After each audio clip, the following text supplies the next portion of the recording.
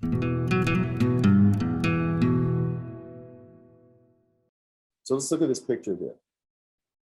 I can thoroughly piss you all off. I'm going to go up here. I'm going to make a copy of this right here. I'm going to turn this one off. And I'm going to go up here to Edit, Sky Replacement. Let's just pick this one. And there it is. And I know what you're thinking. Why did you show us all that craziness when we could just do that? Because this doesn't always work.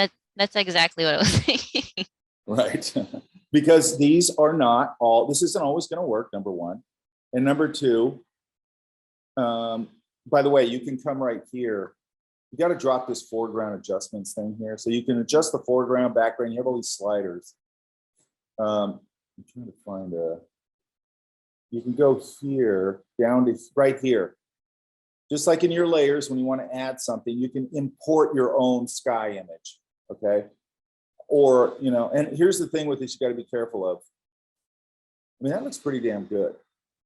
You got to make sure that your lighting is following the situation. It's not, well, actually the lighting's in the clouds here, but you can flip this too, by the way. You can flip these, you can, I don't know where it is. I just started using this. It's a fairly new tool. I actually started using it yesterday.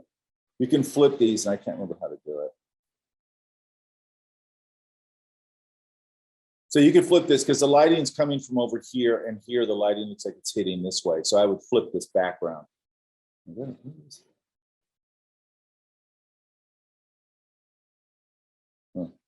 There is some way to do that. I'm sorry. I'll find it.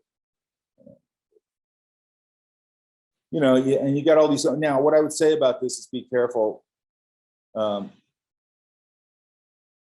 know, with using the stock skies, because this tool just came out, so everybody's going to be using these, and so I'd probably use my own sky. Also, again, make sure the lighting works, but you can see it works pretty damn good. And okay, so what we're starting to talk about here are these AI things that Photoshop has a lot of in here now. Right? Which is using tools to identify things through AI technology, okay? Now, oh, here's flip right here. So let's go back. Let's go to that one.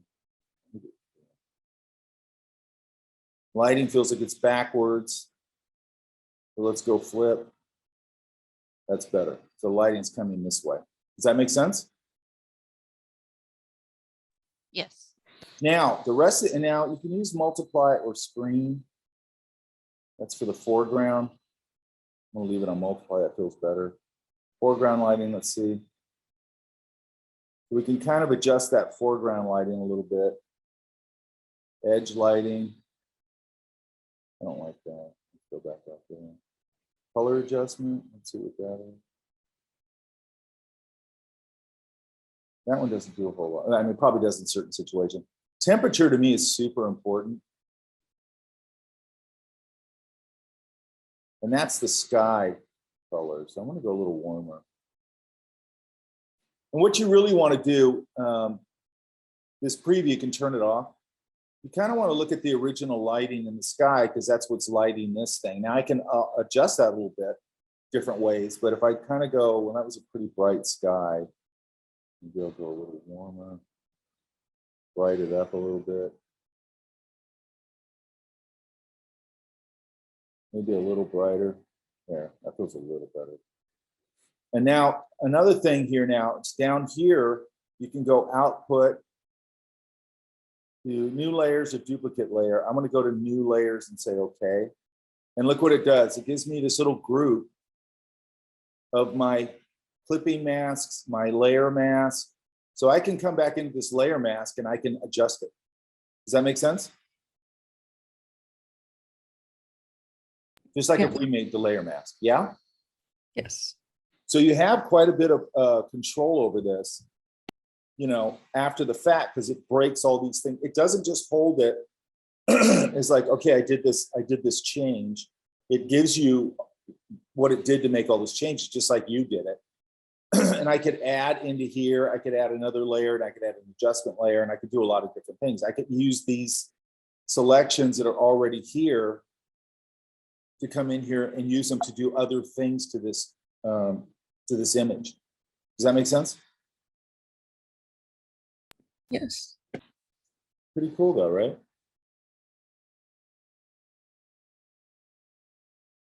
No response? It's cool. Okay, so I did this one just to see, because I think it's a fairly complex image. I'm trying to trick it. Now, this isn't always going to work, by the way.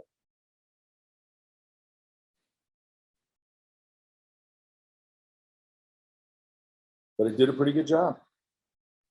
Yeah, it's pretty cool. Yeah. Now, here's where it all goes south, right? I mean, you'd have to do a lot of adjusting. That doesn't look too bad right there. That looks pretty good. But like if I go to this, that doesn't really work too well. It starts to feel a little fantastical. That doesn't feel, none of these colors are affecting this. Now you could go in and adjust those things, but I'd have to darken this up, you know, and that's fine, you know, but I'm just saying, just dumping a sky in there, you know, again, you want to kind of come in here and go, that doesn't look too bad. You want to come in here and go, what did it look like?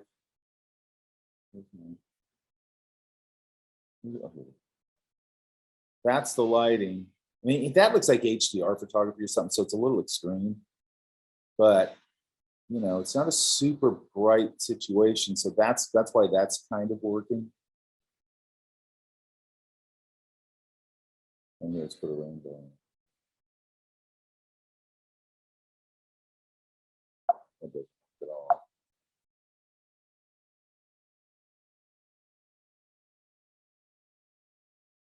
Hey, Mike, how are you navigating very quickly, like switching images, like preview of the old or preview of the new and then the old? Right here, Or this the little preview original. button. See this little preview thing? Oh, were you clicking that? Sorry, I didn't know. Yeah, just go that. No, it's not sorry. You guys, I want you asking questions. And by the way, you'll see that on a lot of different palettes and things like that, tool sets in Photoshop, okay? You'll see that little preview thing. You want to have that on so you can see what you're doing, right? Does that make sense, you guys? Plus, you can come in here and you can paint over it. This is the, you can paint, it's basically probably just painting onto the layer mask. You can paint out or in the sky a little bit. So you can adjust that with this little brush, which I'm assuming is just adjusting the layer mask, painting in and out. Does that make sense, you guys? It's right here under edit. And you don't even have to select it or anything. You just pick something. What it does is it looks for the sky, then it goes, oh, okay, I see it. And then it, you know, we can do the hotkey option, delete or command delete, and it'll fill the foreground of the background. Or I can come up here to edit, fill, foreground color, and it fills. We remember that, right? Yes. So what we're starting to move into now is a little bit more of this sort of AI thinking a little bit with some of these tools. Yeah. Yeah. Okay, so I'm going to make a selection here just like that. And then I'm going to go up here like I'm going to fill this with a color. I'm going to go fill. Instead of going foreground or background color, I'm going to go content aware. And then I'm going to go okay. And you can see it took her out. Now, what's it doing? It's taking that selection, it's analyzing everything around it and going, oh, I can fill this in with this stuff. That's basically what it's doing, okay? Which is a very handy thing. Now, we'll go into it a little more because you can adjust it more and all that kind of stuff. But then I just look at it and I go, okay, what do I got to do? Probably I want to make this brush a little harder, not too much. Like right there, it feels a little fuzzy. It's probably too hard edge. Let me soften it up.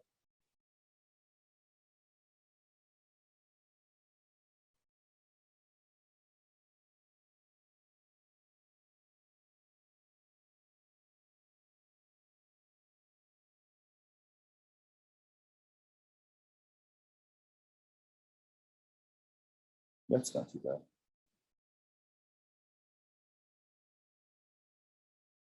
Yeah. And you know, you can barely tell at this point. Right here, I might clean it up just a hair. It's a little fuzzy right there.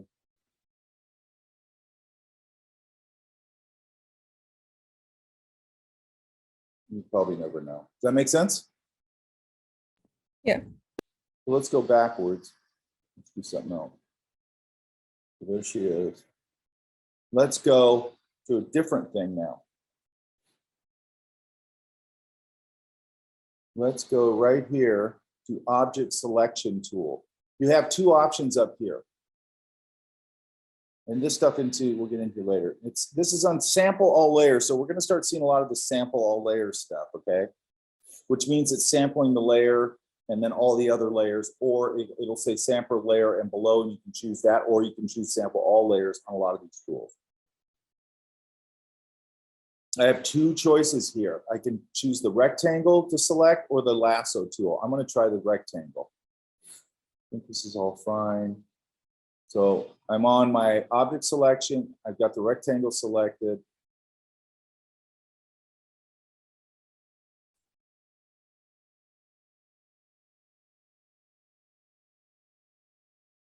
It's thinking. And let's see how good the selection is. See, so it missed some of this backpack. Oh no, maybe it didn't. Let's see. No, it didn't. Let's go. I'm gonna zoom in a little bit. Looks pretty good. So let's do this. Let's go C, B. I'm gonna turn this off.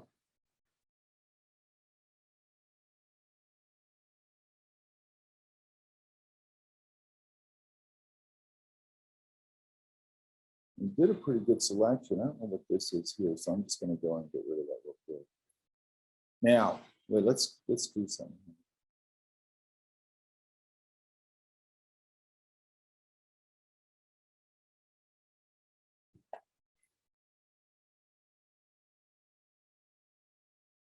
Now, I'd probably do that with a pen tool normally or something like that. Or maybe not. It's a soft edge, so I'm going to go with it.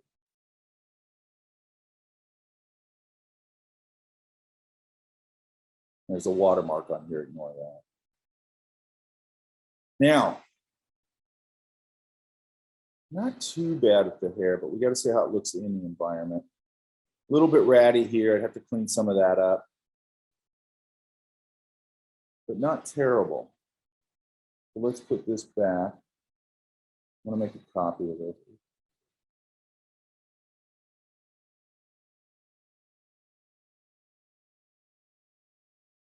I'm going to turn her off. Back to my RT. Edit. Content aware fill. Oops, I don't want the content aware fill. See, this gives me more tools, but I don't want to talk about that yet. So let's just go edit, fill, content aware. I'm going to put her back. And then I can kind of see if I want to move her. Maybe I want room for type over here or something, so I have to move her.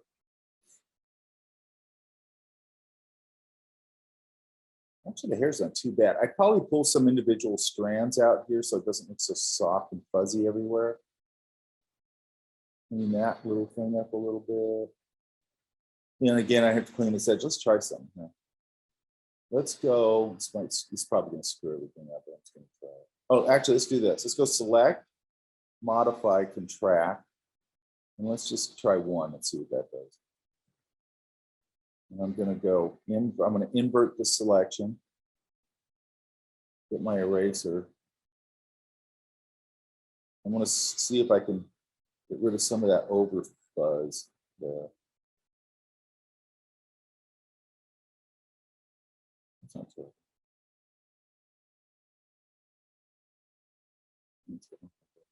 I'd have to give her some kind of ground shadow to kind of place her there, I think, even though there's not a lot of light in this environment.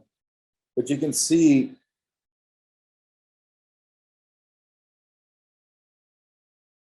both of these things automatic tools they work pretty good, right? Yes. Now, again, they're not always going to work right. Okay. And sometimes I'm going to go in there and go, it's too sloppy a selection. Now, the other thing in there, and I'll talk about that later. I don't want to get too far into that yet. You can dial these things in. Okay. Almost all these tools, there's quite a few tools to dial them in. So I'm not even dialing them in. I'm just using them verbatim. Does that make sense? Yeah. So object selection tool, content fill aware of fill, right? So you're filling it with content aware. So you're telling it to go analyze everything around it and fill it, right? It can do it in pretty complex environments.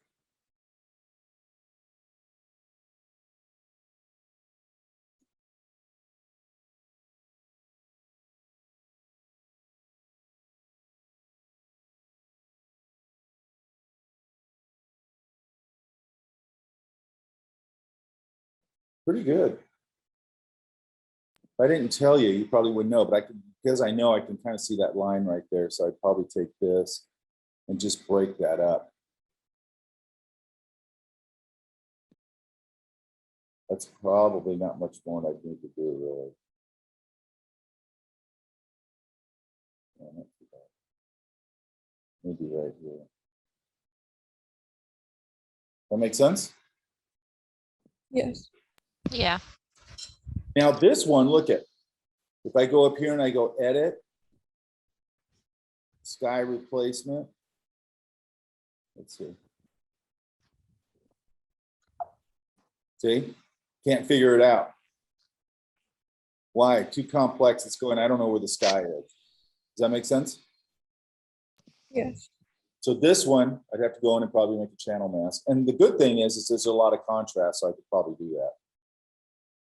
So there's two other tools here for sort of cleaning up images, sort of like we did with the whatever you call it, the clone tool, but this is a little more fine-tuned. So I'm going to use, let's do the spot healing brush first. Now what this means is, and I like to keep these soft, so I got that as a soft brush, soft round brush. What this is, and I can do this, by the way, I should be able to do this. Let's put another layer here. And I got my spot healing brush, and look, I got sample all layers right here, so I'm going to click that. So now I'm working non-destructively on its own layer, and what this will do, it'll let me clean up all these little things. Oops.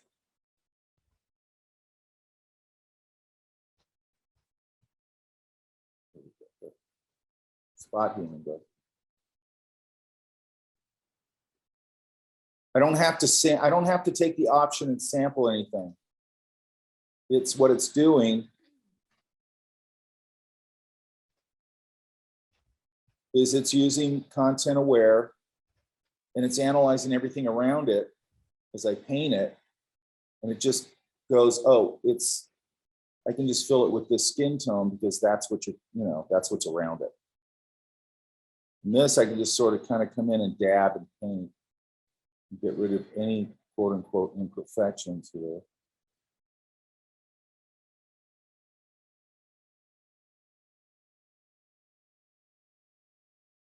Very simple.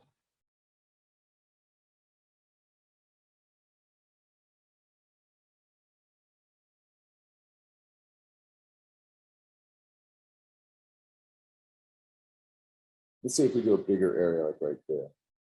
Oh, yeah, it kind of got rid of the definition. I don't like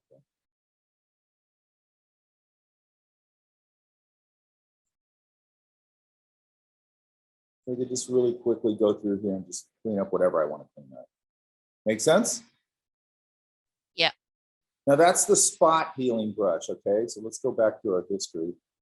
So all I have to do is just paint out the little things that I want to paint out. I don't have to sample or anything. So let's go to, and in here, there's also a healing brush. Now this you do have to, just like you did your, whatever you call it, your stamp tool, you have to sample an area. And then you can kind of come, now the difference here is it's also sort of using some of that AI stuff. So it's not leaving all these like hard edges and all that kind of stuff. It's just a little easier to use, okay? Again, sometimes this is the right tool, sometimes it isn't. So I just sample right next to it. Now for this, I just use a spot healing brush, this kind of thing. I'm assuming that it's probably better to use the this brush when you got like bigger areas to cover. That's my guess.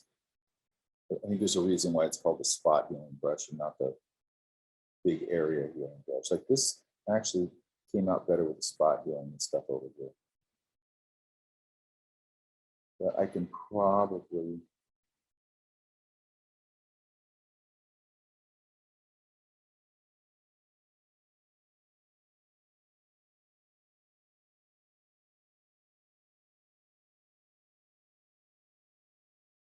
okay, so kind of a little more sophisticated with a little bit of AI built into your, what do we call it, your clone stamp tool. Does that make sense? Yes. So just remember, spot healing, I don't need to sample. This one I do need to sample something, but it's still going to fill in some of that information based on what I'm sampling. Now, another thing I would do with her probably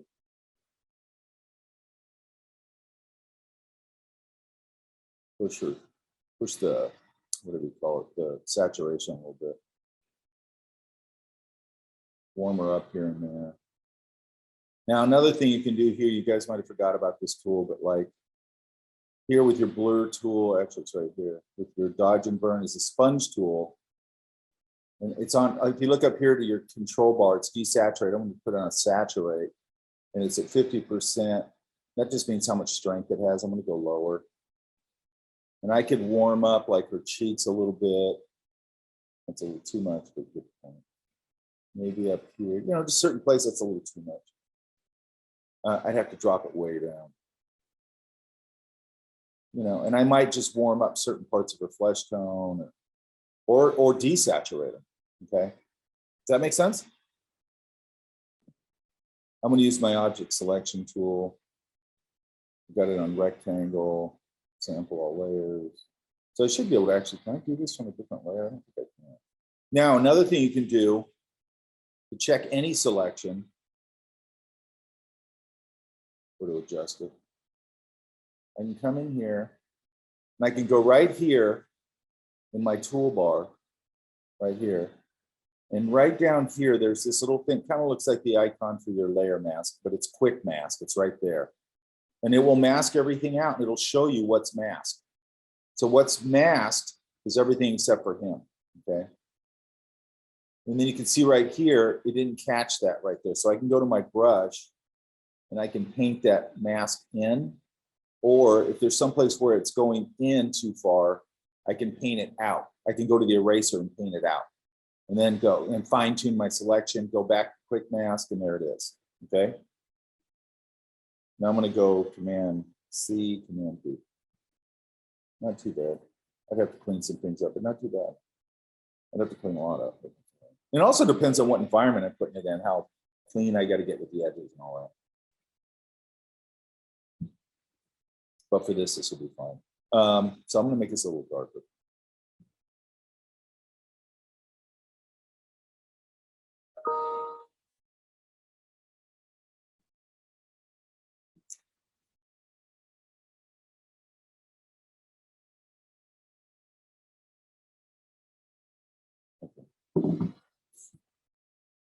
All right, so let's start looking at some real simple couple of things. Layer, go to layer, and you can go to layer style. So let's do two things. Let's go. I want to go. Let's get a color. Now I'm going to click on my type tool. Click on here.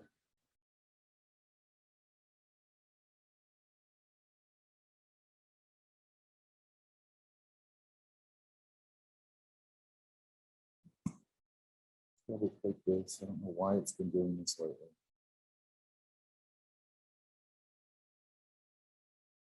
Now, what's interesting here, you guys, like when I go, let's see, image adjustment, look, they're all grayed out. You see that? Why is that? There's no image selected. It's live type. It just live type can create certain images. Let's see if it'll let me do it this way. No. So what I'm going to do here, which, you know, there's other ways to do it, but I just want to make it clear. There's certain things sometimes you can't do something with. So I'm just going to right click here and go rasterize type. So now it's not type anymore. So now if I go to my,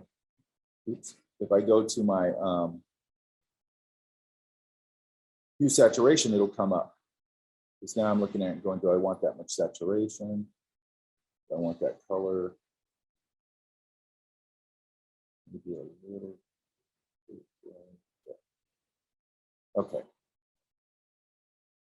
So now we've got this, we've got this. So let's take this guy and go up to layer and now layer style. Okay, and there's a lot of things in here that are sort of your standard filters. Okay, and again, we'll get more and more into these things. So let's go to outer glow.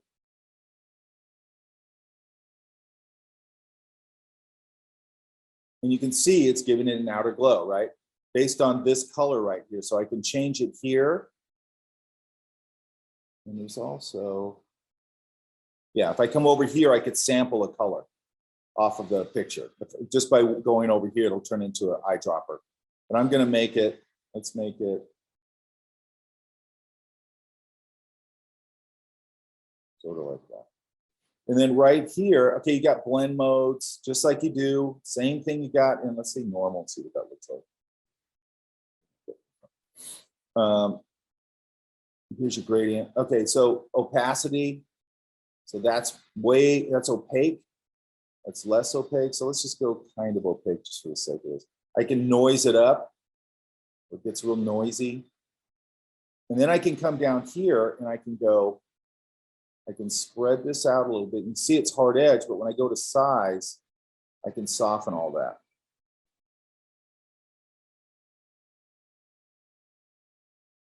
Now, a lot of times I do this by hand. I don't use this filter. Here's the contour. I don't want to get into that too much right now. Let's go back to opaque. It's a little dark or a little too much. And I can get something like that. Does that make sense? Yes. Now, when I go here, there it is, outer glow.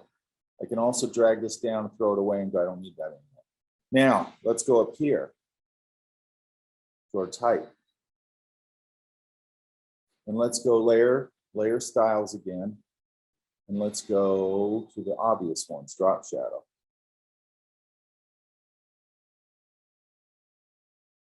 And go. So here's your angle of your light. So let's just see what we got here. See how it's going to the left? That just feels weird to me. So I'm going to take this little angle and I'm going to put it to the upper right, right there. And I can, okay, so it's a pretty hard edge shadow. I could spread this out more. Or I can, the size actually makes it more soft edge or light edge. I can go multiply, darken. I can do all these overlays with it. Screen, it disappears. Go back to multiply.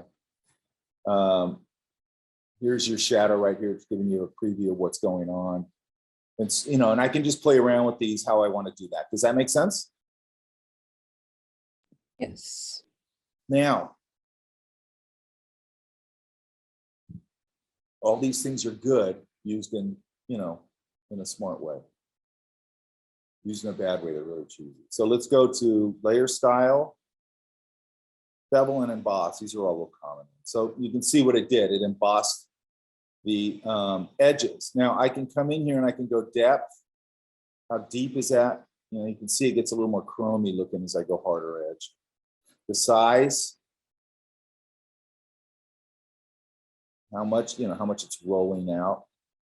Soften, you can soften that edge. I don't like it like that. Direction, let's see what this is. Oh, that's bottom lit, that's top lit, but I have this right here, the same angle thing where I can adjust the lighting, which way it's going. If you notice, looks like that's also affecting my drop shadow, okay? to keep the lighting consistent. Now, another thing, right here is your style. Let's get this back up here. It's a little better. Your style, inner bevel, outer bevel. So that's more like an embossed out of a, I use this a lot of times when I had to show raised type in like a plastic product, like a copyright or logo or something. Emboss. These are your different profiles. Pillow emboss, which looks like it's sunk in a little bit too. Stroke emboss. I don't know what that does. I think we're on inner bevel to start. Okay, so you have these different profiles and you have these different contours, which I don't want to get too far into. They just give you side profiles of all these different contours you could use. Okay. Does that all make sense, you guys?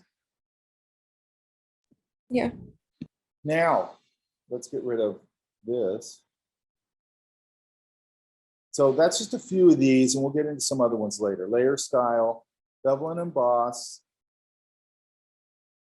outer glow, drop shadow, okay? Now over here, under filter, you know, you've got some other things in here you can play around with. We've talked about blur. So our blur, we've been using Gaussian blur.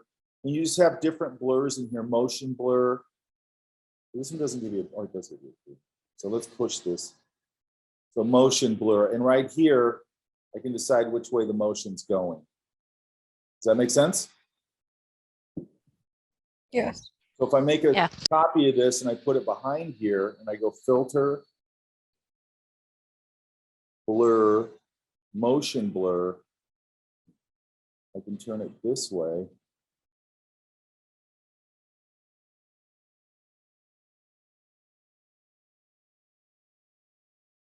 You know, do something like that.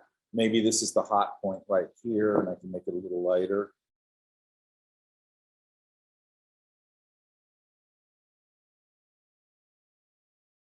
You know, like that. Make sense?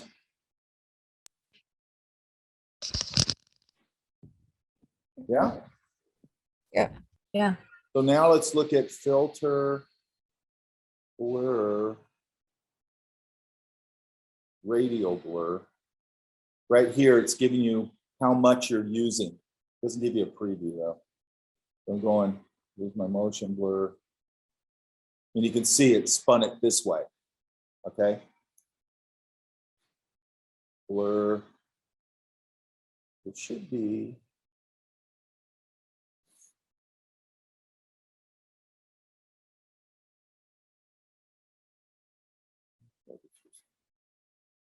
Usually that gives you an option to sort of zoom. Let me see if it's not.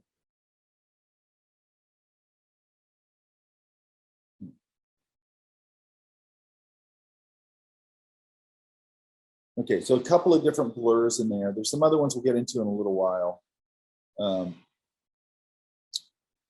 They have a lot of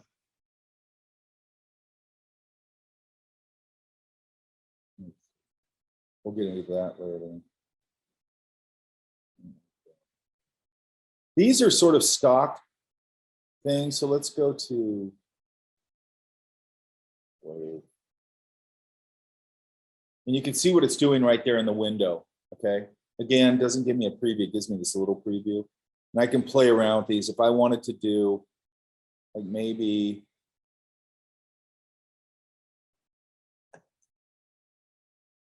this is a novel based on somebody who gets killed by the river. You know, maybe I do this. I make a, whatever you call it. Let's go up here.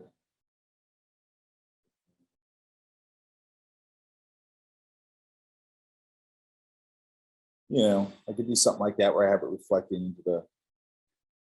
into the water. I could have a little ripple effect right here, and I've got my book. Does that make sense? Yes. And then there's, you know, there's different ones in here.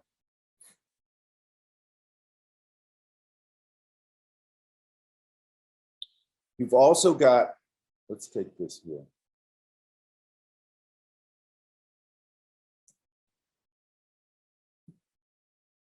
you've also got Liquefy. This one is sort of what I just showed you, except I can do it by hand. So you have this pinch right here, so or smudge. So I can do things like that. So I could do the same thing a little more randomly if I want. This one is, I don't know, reconstructed. Let's see what that is. Oh, it puts it back. Oh, that's kind of interesting. I think that's new. This one's swirl. So if I go, just hold it, it'll do that. This one I think pinches. Yeah, pinches. That one swells it. You know, and you got a couple of different options in here that you can play around. And over here. So like, let's try something. Now, if I go in here, let's go back to filter liquefy. And you can see it's reading the different parts of the face. You guys see that? Yes. And look, I can take this little thing. I can move little things. Now, this could be used really well to fix lens distortion and things like that. It can also be horribly abused, like I'm going to do right now. So let's go eye size.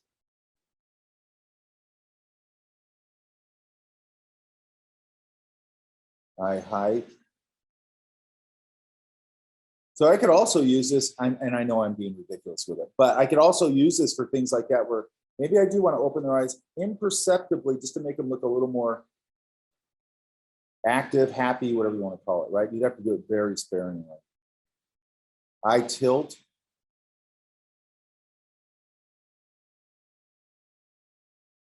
So it's just reading these areas. Eye distance. And let's see, nose. Let's go to mouth. Smile. Let's make him smile more creepily. Fatter upper lip, lower lip. Mouth width. It's making him a wide mouth. Mouth height. Make him smile more. And so on and so forth. I can go through all these different things, and it's basically just finding them for me. Does that make sense? Usually I get a ratty brush for this, so let's just try this one. I think this one. So I want to get another layer here. I'm going to unlock that. I'm going to put a layer back.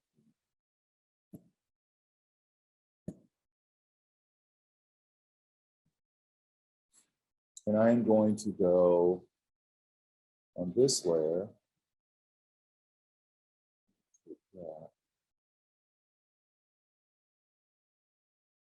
I'm going to fill it. I'm going to see if this ratty brush will work. Yeah, okay.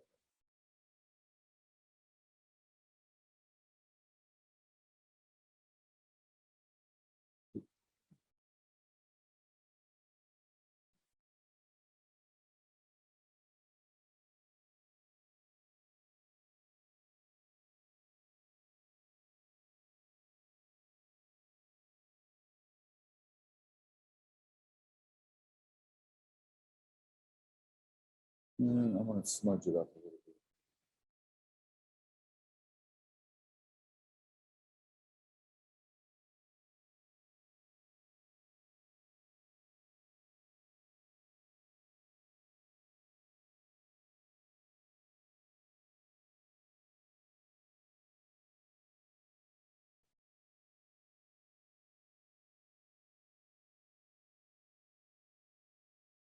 Then I'm going to take this, I'm going to put it below this layer, which always throws me, but there you go.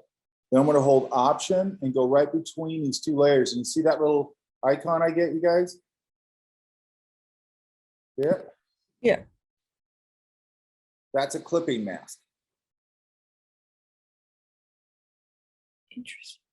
That make sense? Yeah. What the thing you got to remember though, because in a clipping mask, and maybe it's because I use Illustrator so much, I always think of the clipping mask, since it's masking, it should be on top. It's not, it has to go underneath. And then you just hold Option or Alt, and you just go right between those layers, you'll get that icon, and boom, you're making a mask. make it a clipping mask. Does that make sense? Yeah. Yes. Now you can also, I think you can go above a layer. Like if you have a layer below and you go, I want to do something to the castle, and you already have the castle selected, you can go up and do that, make a layer selection or a clipping mask, and then you can paint, and you'll just be painting everything inside that selection. So it'll keep you isolated in that selection. So there's a lot of different uses for it. And you can see it's pointing down. Here's what it's clipping. It's going, I'm clipping down below. Boom. Does that make sense? So I can go in here and still dick around with it. Let's go to brush. I can paint some of this in. I don't know if I can paint it out though. That's what I was. Yeah, it just paints in for some reason. I haven't been able to find out how to paint out. That's okay. There's got to be a way to paint out of it. But it gets a nice little vignetted edge and that kind of thing. Sometimes I do a digital painting or something, and I'll vignette the edge or something like that. Does that make sense? So long, everybody. Yeah.